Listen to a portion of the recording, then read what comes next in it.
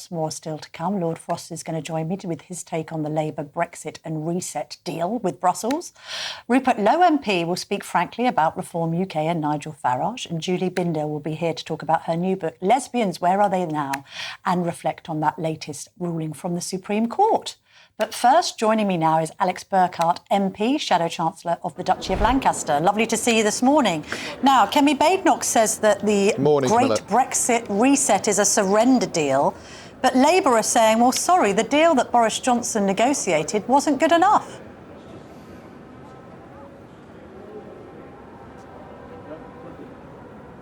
Alex, can you hear me? Hi, Camilla. Hello, can you hear me? Was the withdrawal agreement full of holes that need to be plugged? So what's... No, look, so what we're seeing at the moment is, I think we're on the brink of this big capitulation, and that one of the big things that was won when we left the EU was that we could make our own rules, we could make our own regulations.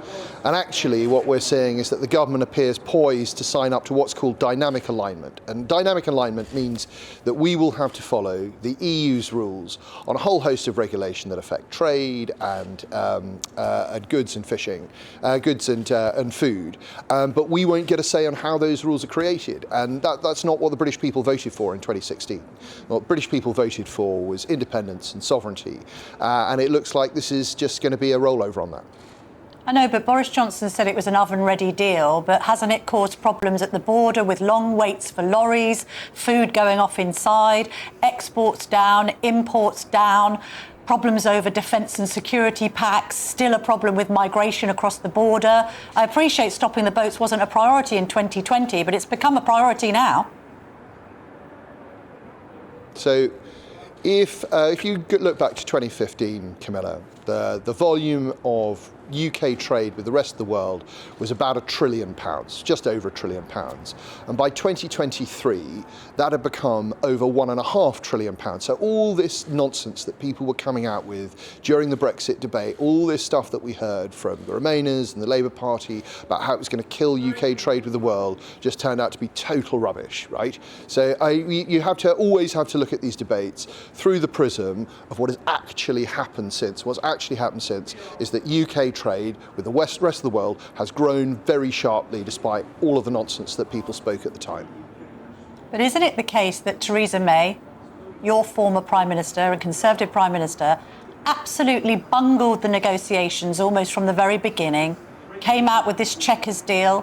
Boris Johnson then inherits a bad deal. He's got a hospital pass that he tries to kind of metaphorically polish, and you end up with a kind of lousy withdrawal agreement that puts a divider in the Irish Sea, and the whole thing's a bit of a nightmare, simply because the Conservatives, unfortunately, didn't negotiate well from the very beginning.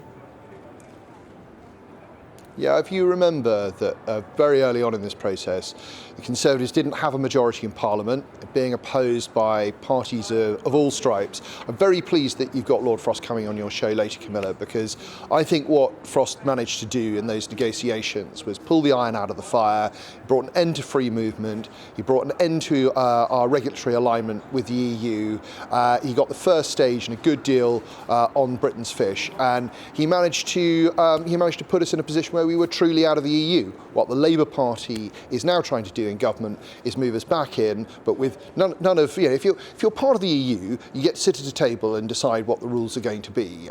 If you're not, you don't. But to then be on the outside and to take the EU's rules just sounds like the worst of both worlds to me. So I think that what they're going to do, what the new government's going to do tomorrow is a hiding to nothing.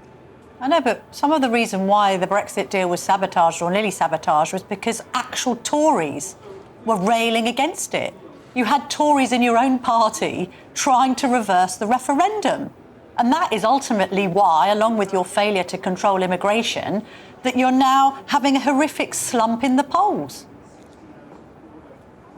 You didn't deliver on Brexit. There were a few Conservative MPs we did deliver on Brexit, Camilla. You know full well that we left the EU, we took back control of our fishing waters, we took back control of our money, we took back control of our laws, not subject to the ECHR anymore.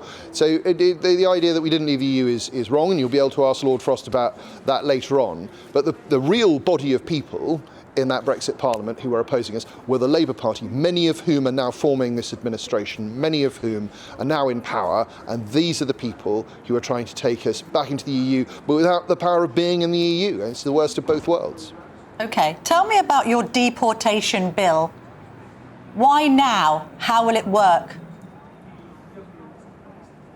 So the reason that Chris Philp, Shadow Home Secretary, has been talking about this recently is because Labour has its own wrong-headed legislation going through, and Chris has been seeking to make amendments to that.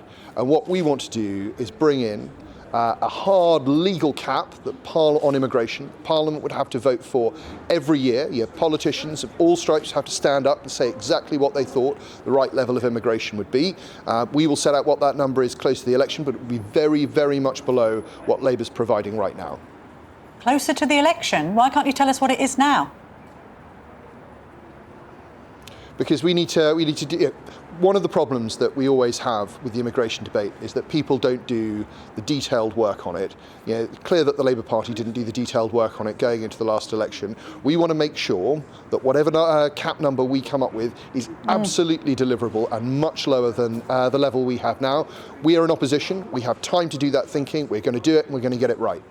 How can you deliver it when you've never delivered it before? This is a new generation of people who are in charge of the Conservative Party now. We will absolutely get this right for the British people. When are you going to tell us what this cap is? Because by the time of the next general election, that's not soon enough, is it? I mean, you're fighting elections in Wales and Scotland next year. So why can't you put a figure on it in the next, say, couple of months? We will not have a chance of being in power until 2029. And the fact is that before the next election, everybody needs to know, the country needs to know what they're voting for. We will set that out well in advance of the general election so that people have a real choice between a Conservative Party who has an actual plan to bring down immigration to much lower levels and a Labour Party that is going to allow it to spiral off into the stratosphere. I'm getting the sense that you're getting closer to announcing that you do want to leave the ECHR. What makes you think that, Camilla?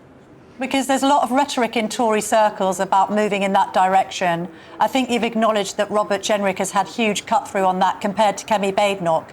And in order to deport the number of people you're wanting to deport and actually control the borders, it might be your only option. Also, you've hinted at it because you've put an amendment on Labour legislation to try and disapply parts of it to immigration policy.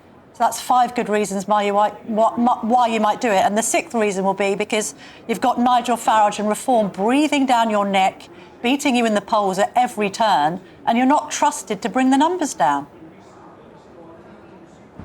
So in the leadership contest, Kemi was very clear that we would probably have to leave the ECHR, but that we weren't going to leap forward to have a policy without having gone through all of the legal issues that are at stake. One of them, for example, which people don't talk about enough, is the failure of the Refugee Convention, which was drawn up after the end of the last war and is now hopelessly out of date. And that has actually been one of the reasons why the UK government has lost court cases over trying to deport people. We need to get everything out, put it on the table and get it right so that there is something that will actually work. We had enough of people just making headline announcements. This has got to be a plan that really works, and we have got the right legal minds on it. We're going to get a solution and we're going to be able to deliver it after the next election. Even the Prime Minister is now saying that he regards Reform to be the unofficial opposition, but the real opposition. He's right, isn't he? Absolutely not. We're the second largest party in the House of Commons. We still have far more councillors than Reform. We are the challengers to this government. We're still. How many councillors do you have compared to Reform? Yes, we do. Yes, we do. How many do you have? I think we've got about 5 times as many councillors across the country as Reform do. We had a very bad set of local elections earlier this month. No one's denying that, but we still have a huge number of councillors across the country. We're still the second largest party in Parliament. And as you see time go along in this Parliament, you'll see that there is only one major party that has a clear plan for the country that it can deliver on. You'll see a Labour Party that is failing to deliver for British businesses and British people, and you'll see a reform that is just chasing headlines but not coming up with clear and detailed proposals. And when it comes yes or no it, question to finish, Mr. Burkhart. Yes or no question to finish. Will you accept Rupert Lowe into your party? Yes or no? I greatly respect Rupert Lowe, and I think he's been given a very, very hard time by Reform. That would we consider everyone's application to the Conservative Party, but as so it's far not as I'm a no, aware, is it? Rupert has not made. It's no, it's not a no. But is I don't know that Rupert will want to join. I don't. I think that we would look very closely and carefully at any application from Mr. Lowe should he wish to make one. Interesting, Alex Burkhart. What a note on which to finish. With that bombshell, thank you very much for joining me this morning.